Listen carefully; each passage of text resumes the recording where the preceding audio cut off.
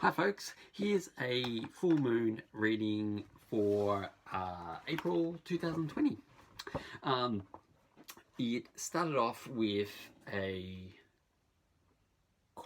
choir of angels greeting the viewer, that is you and I, above the earth. And now these angels, like they were beings with heads of light and silhouetted bodies, or like just these dark tonality bodies with wings. So and it reminded me exactly of my reading for COVID-19, and in that reading it was related to the Atlantean folk, present day,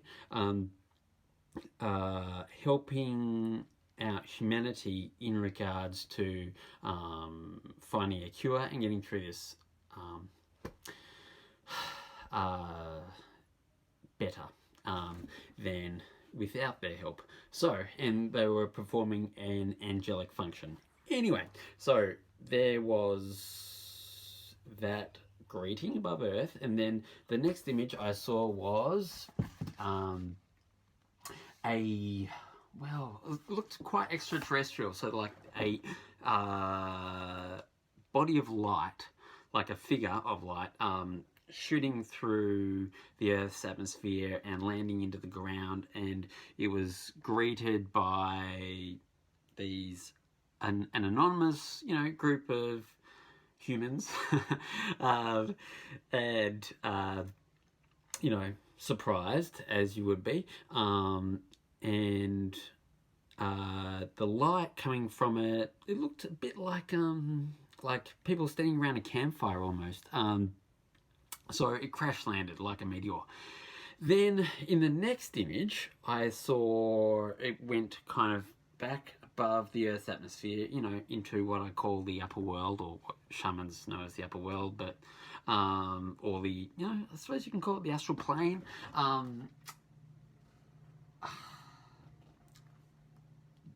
I'll describe what I saw. I saw a golden city, which then my clairaudience kicked in and named it as the Kingdom of God, or Kingdom of Heaven, maybe Kingdom of God. And it started melting down into the earth. Then that's it there, very tiny. And then this next image is quite a pivotal part of this reading. It is a new incarnation, soul of the earth, but I changed my wording to dimension in the following image, being guided towards her, or the earth, and it was guided by those Atlantean backgrounded angels. And like I got this sense of, like I wrote new future ?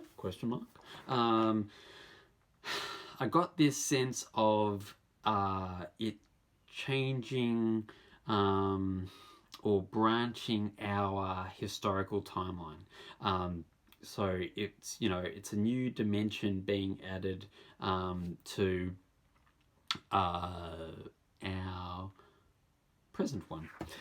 Next image, it went back down towards a worm's eye view, or us looking up, say, at the sky, and I wrote, the sky opens up, pouring the new dimension into earth. And then I wrote the word Armageddon-y, or apocalyptic-y. And so it is, but the impression was it only looked this way from in a very almost Hollywood viewpoint on massive change, and massive change on perspective, energetic way. And so pouring in were these angels. So, you know, if it hadn't been for the angels, I, you know, may have not have thought of it as, you know, this just very human perception of great change, and, you know, the difficulties and challenges around accepting that, with our resistances and attachments to the material world and our own minds. But next image, I wrote and saw priestess passing on the sphere of knowledge to an initiate. Now, this is the image I chose for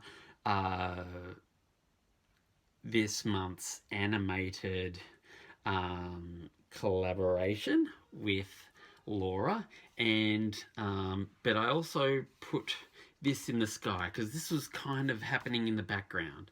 And yeah, and what is this about?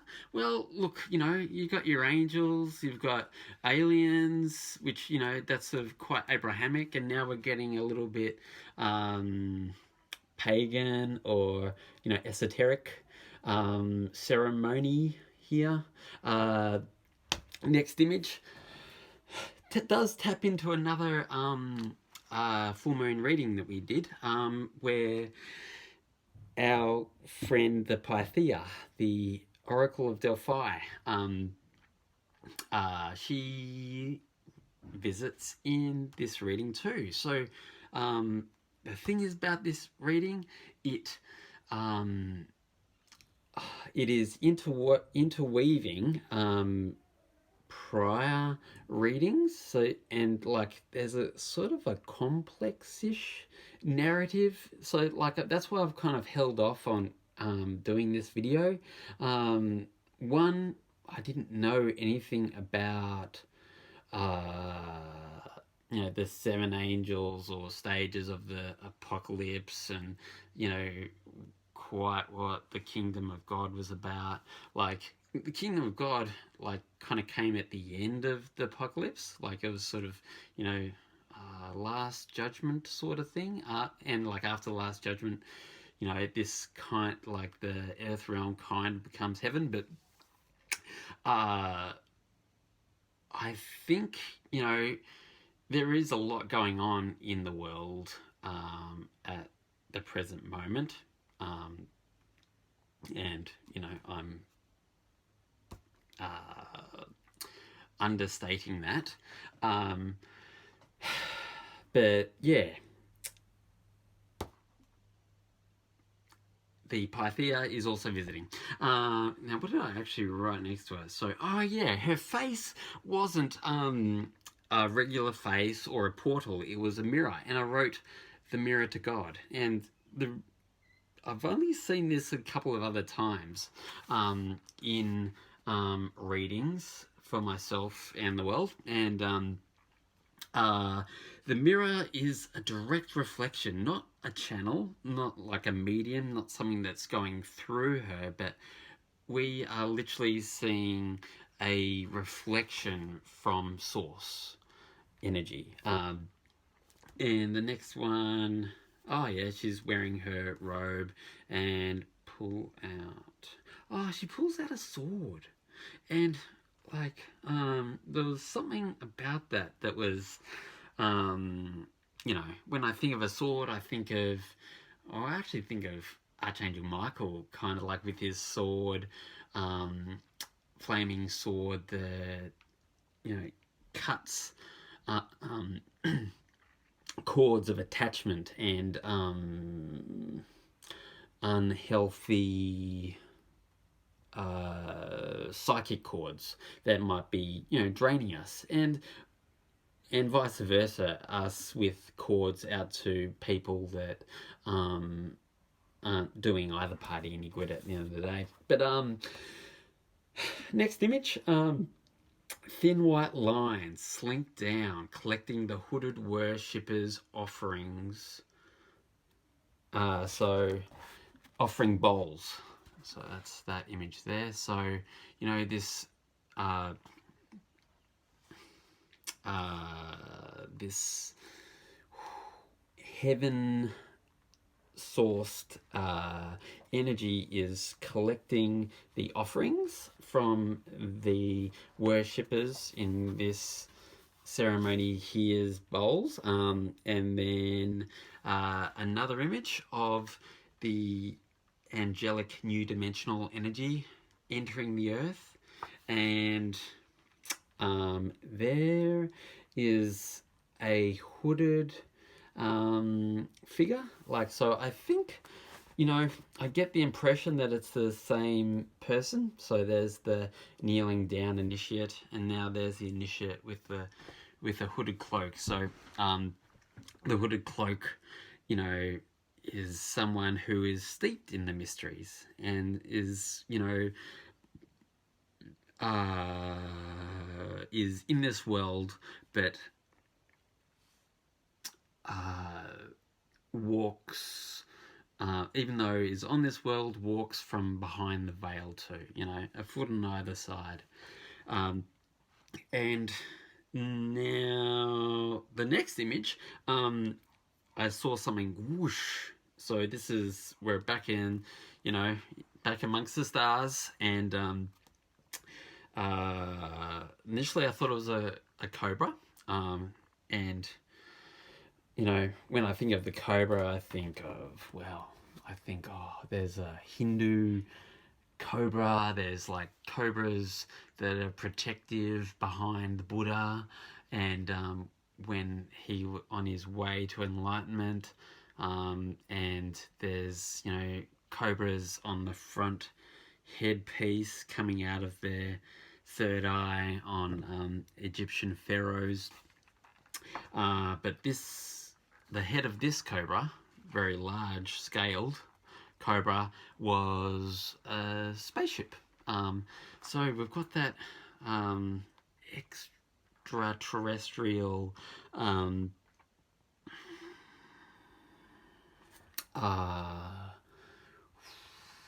like motivation, you know, sort of this Atlantean extraterrestrial drive or energy within these, you know, either angelic representations or pagan ceremonies or Greek oracles.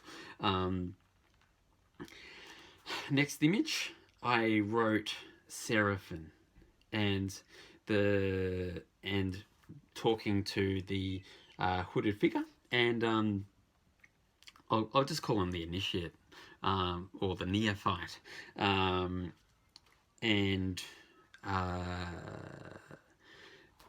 the seraphim were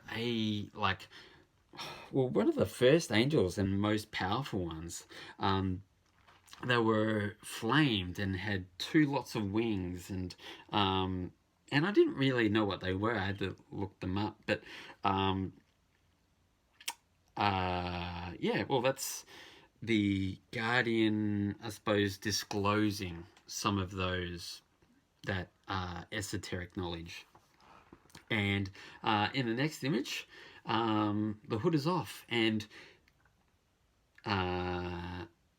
they, I just want to say she, but anyway, it doesn't really matter. So she is basking in that flame or almost sun-like energy and knowledge on the planet Mercury. And I actually got the planet Mercury from, you know, it was through my googling bottomless pit, an article from, you know, Gnosticism, and just about seraphims and the Sphinx and its relation to all sorts of things. But and it also mentioned the planet Mercury in it, because I was wondering, oh, is this planet Mercury or Venus? And it turned out Mercury. Okay, awesome. And there was a sense of carefreeness about her posture. So just kind of leaning back. Yes. Anyway, second last image. This also reminds me of the one where the reading where Isis visited a underground bunker, and a particular figure that seemed to be having a lot of energy directed towards it for its ability to, I want to say force reincarnate, but it had a lot to do with man's search for immortality, or the human search for immortality. And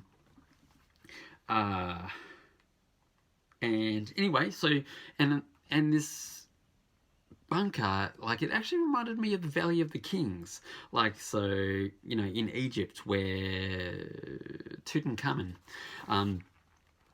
is buried, whose often times depictions is quite alien if you look at it. Nonetheless, so under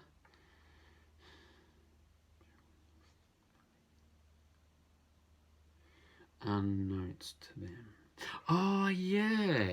So in this valley, or in this bunker, like, they had this sort of, you know, top secret US government type feel to it. There were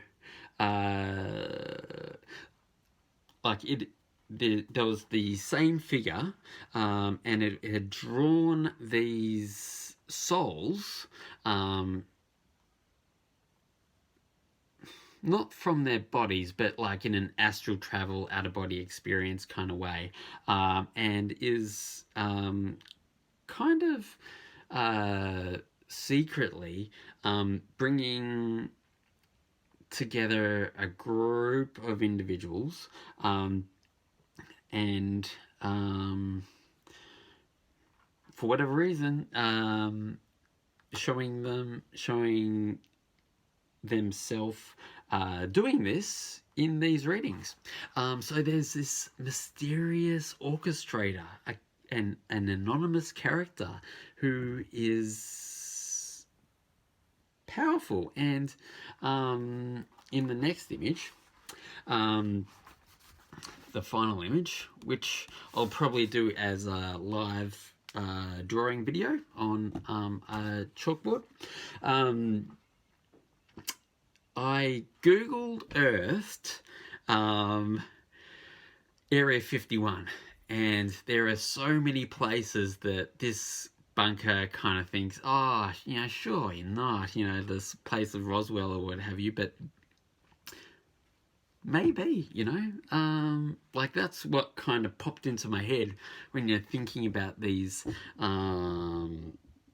covert operation, paranormal type inquiries. So maybe in Area 51, in a bunker in one of the local mountains that surround the area. So anyway, last image was this anonymous figure, at least at the present moment, and drawing in and connecting with these souls, and with the Pythia overlooking in a nurturing manner. So the Pythia, why would the Pythia be so prevalent and, you know, almost maternally, but, you know, maybe in a husband and wife fashion? Or so is this the son of Pythia?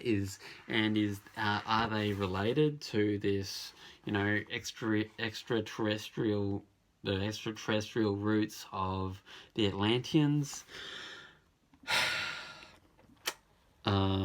until next full moon, folks. Thank you all for listening and watching, and I look forward to seeing you all on the next full moon. Okay, cheers, bye.